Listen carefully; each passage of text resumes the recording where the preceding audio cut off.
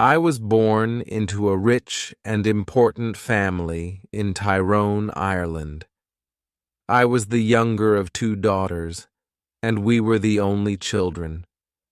My sister was 6 years older than me.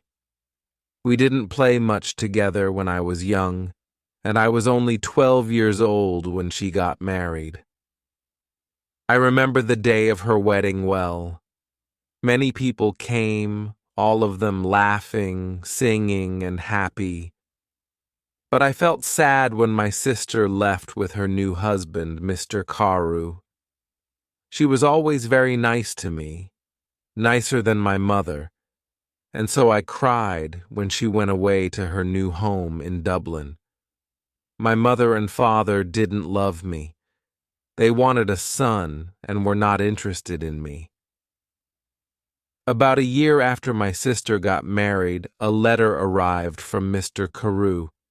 He said that my sister was ill and that she wanted to come home to Tyrone and stay with us, to be with her family.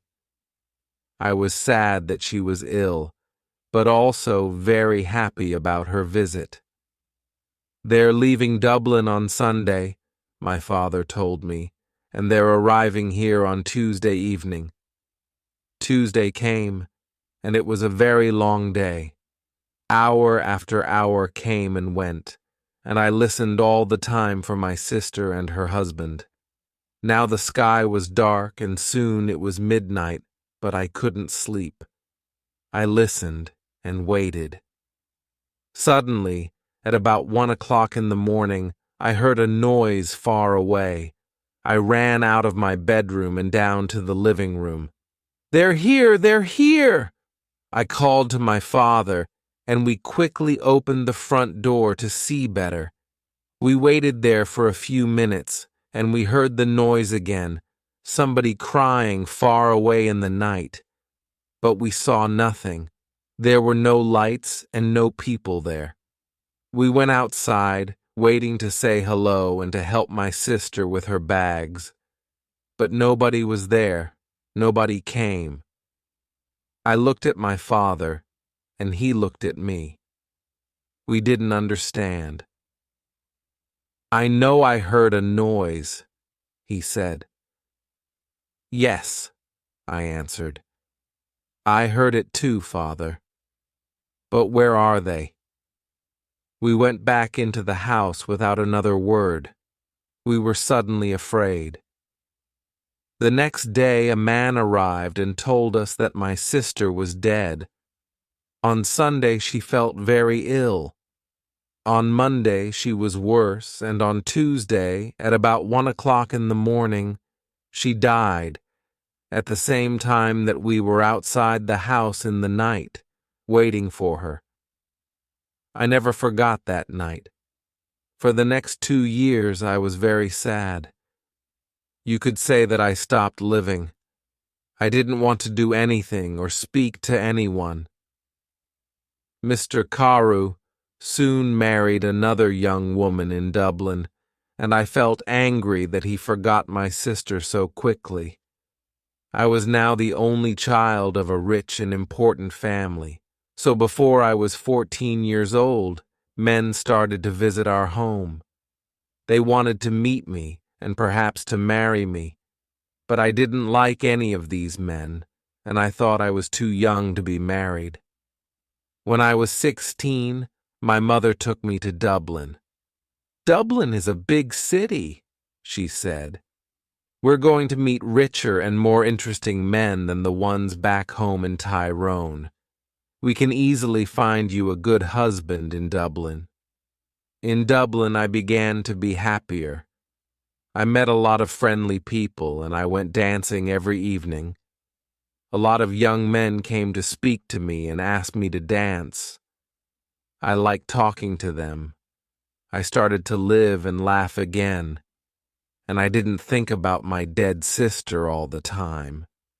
But my mother was not so happy. She wanted me to find a husband quickly. One night before I went to bed, she came into my room and said, "Do you know Lord Glen Fallon?" Oh, yes, I answered. He's that ugly old man from Kagilla. He's not ugly, and he's not old, Fanny, my mother said quickly. He's from a very rich and important family, too, and he wants to marry you. He loves you. Loves me? Wants to marry me? But he's making a mistake, Mother, I said. I don't love him. I can't marry somebody I don't love. Think about it, Fanny, my mother answered quietly. He's a good man, and he wants to marry you. You're a very lucky young woman. My mother left the room, and I sat quietly for a long time. Lord Glen Fallon was a nice, friendly man, I thought. I didn't love him, no, but I did like him. He always talked about interesting things. I never felt happy at home with my mother and father, but I always felt better when I talked to him. The next morning, when I saw my mother, I said only one word. Yes. Lord Glen Fallon and I got married the next spring, and 2 days after our wedding, we said goodbye to my family and left Tyrone.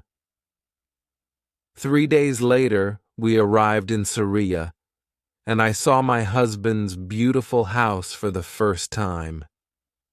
It was near a river, and there were many trees and flowers in the garden. Birds sang in the trees, and the sky was blue. I stood next to him and looked at it all, and I felt very, very happy. "Come, my love," said my husband. "You must come in and meet Martha. She cooks and cleans and knows everything about the house." So we went into the house, and I met Martha, a friendly old woman with smiling blue eyes. She showed me around the house. Suddenly, I felt excited to be there. It was a very happy place. Women sang in the kitchen, men built fires in the living room, and there were dogs and cats everywhere. "Come with me now, madam," said Martha, "and look at your bedroom. Then we can take up your bags, and you can wash before dinner." I followed her, and soon we arrived at a big brown door. "This is your room," she said, and she opened the door. I stood and looked. Suddenly, cold with fear, in front of me stood something big and black. I didn't know what it was. I thought it was an old coat, but without anybody inside it.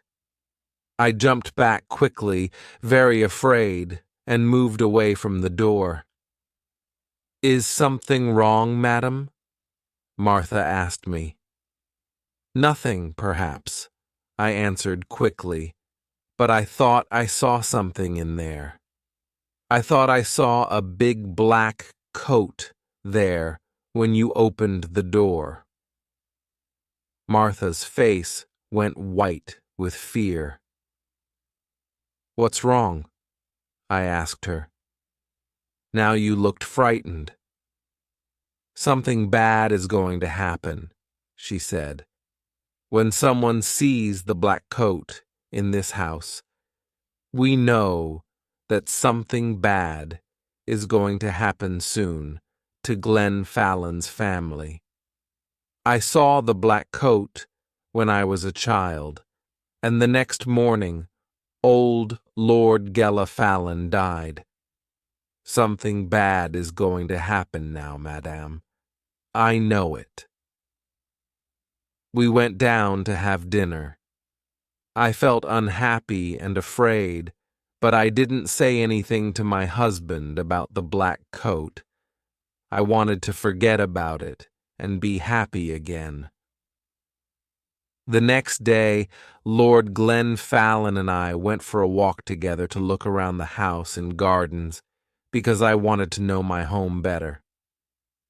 I like this house and all the people here, I said, and I'm happy to be here with you. It's much better than Tyrone. My husband was very quiet for a long time. He walked with his head down, thinking. Then suddenly, he turned to me, took my hand, and said, "Fanny, listen to me. Listen carefully. There's something I must ask you. Please, only go into the rooms in the front of the house. Never go into the rooms at the back of the building or into the little garden by the back door. Never do you understand me, Fanny." His face was white and unhappy. I understood his words, but I didn't understand why he was suddenly a different man here at Kahila. He never smiled or laughed anymore. Perhaps the back of the house was dangerous, I thought, but he didn't want to talk about it anymore. We went back to the house without speaking, and again I tried to forget his words and to be as happy as I was before. It was about a month later that I met the other woman for the first time. One day, I wanted to go for a walk in the gardens. It was a beautiful day, and I ran up to my room after lunch to get my hat and coat. But when I opened the door of my room, there was a woman sitting near the fire. She was about 40 years old, and she wore a black coat. Her face was white, and when I looked closely, I saw that her eyes were white too. She was blind. "Madam," I said, "this is my room. There is a mistake." "Your room?" she answered. "A mistake? No, I don't think so. I don't think there's a mistake. Where is Lord Glen fallen down in the living room?" I said, "But who are you, and why are you here in my room?" "Tell Lord Glennon that I want him," was all she said. "I must tell you that I'm Lady Glennon, and I want you to leave my room now." I said, "Lady Fallon, you are not. You are not," she cried, and hit my face very hard. I cried out for help, and soon Lord Fallon arrived. I ran out of the room as he ran in, and I waited outside to listen at the door. I did not hear every word, but I knew that Lord Fallon was very angry, and the blind woman was very unhappy. When I came out, I asked him, "Who is that woman, and why is she in my bedroom?" But my husband didn't answer me. Again, his face was white with fear. His only words were, "Forget her." But I did not forget her, and every day it was more and more difficult to talk to my husband. He was always quiet now, always sad and afraid.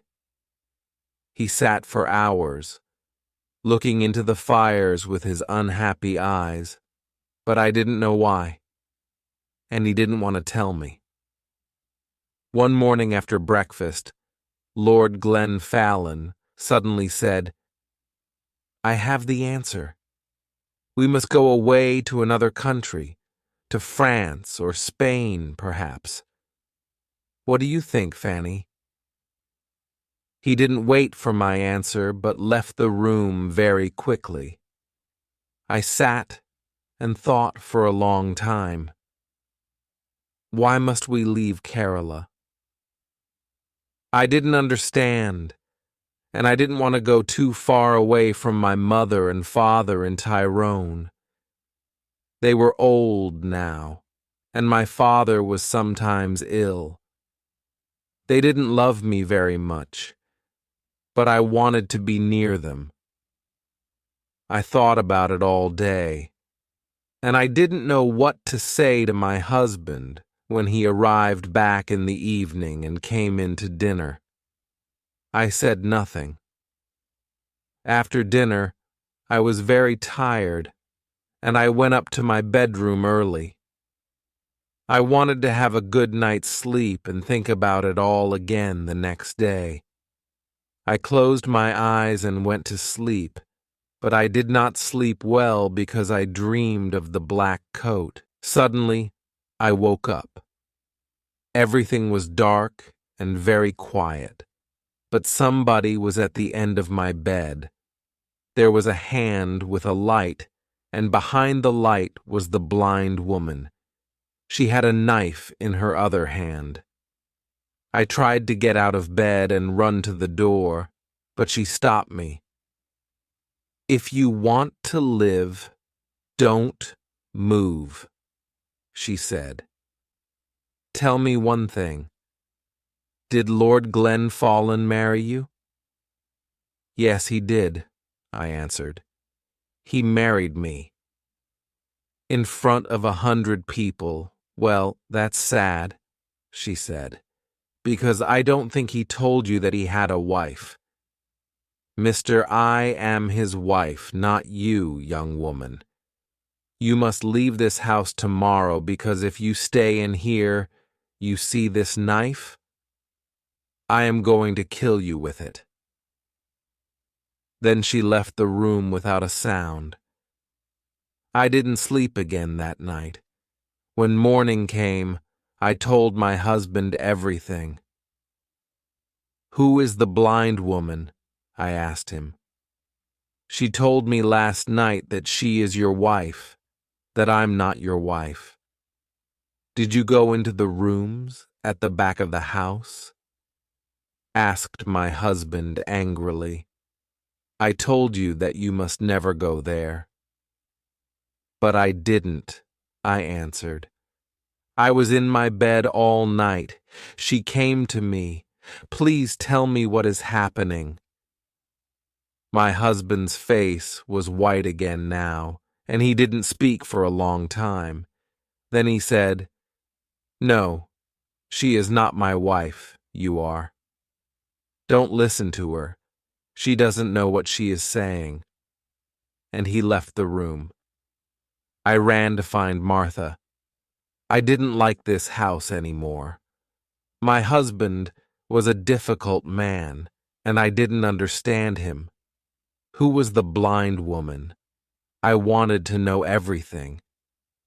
"Don't cry, madam," said Martha when I found her. "Sit down and listen to me. What I am going to tell you is not very nice. The blind woman, the woman in the black coat, is dead. You saw her ghost.